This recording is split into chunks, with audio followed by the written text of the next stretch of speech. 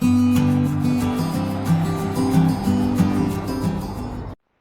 morning and welcome back to Touring and Trails. Today I'm going to show you my modified Stanley Cook set, which I think is top notch. So let's jump into it. Alright, so a quick rundown of my modified Stanley Cook set. So you can see around the Stanley I have a standard bandana. With that, it holds this Ozark Trail nesting cup perfectly. See, doesn't fall off, no issues. So let's take it apart and take a look. That comes out, just a regular nesting cup. Take this one, chunk it in the fire, let it boil up water, whatever I need to do with it, or drink, eat out of it. Just wrap my bandana around the Stanley Cup. These set the standard for bushcrafting. Everybody knows what they are, and they work great. I got this one for, I think, $5 at Walmart. It was clearance because it was missing the cap. For this purpose, I did not need the cap. They also come with 2 green drinking serving cups. So I took one of the cups and I put it in, made another kit out of it, and I kept this cup because I have a lot of goodies inside it. First, a scrubby and a rag so I can keep things clean. I could use the bandana too. Lighter, wrapped with duct tape, ignition source, and something that will burn. Instant coffee, don't leave home without it. Need 2, but I've already had one. Another ignition source, Kershaw Striker, and a pocket stove. Amazon, unbranded, less than $10. So to use this stove, you're going to need a fuel source, propane, butane mix.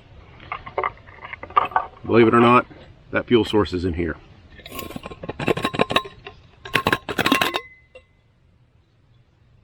Got to get the small cans. I bought this one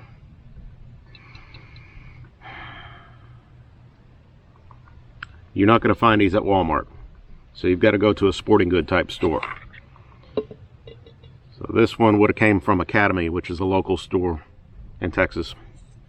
Speaking of Texas, I hope you all got through the tornado safe. What a rough night. November storms, they're the ones to look out for, along with the spring and the summer.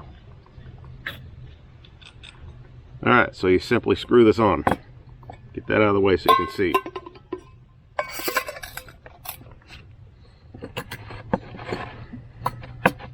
Open it up. Now you can set a cup on it. And excuse me for a second, but I am going to pour me a cup of coffee. I made it this morning, and it is one of the best parts of waking up. That and just being alive. And I did cook that coffee on here. So certain ways to ignite this, that's why you have your lighter, right? So fire. You can also use a striker.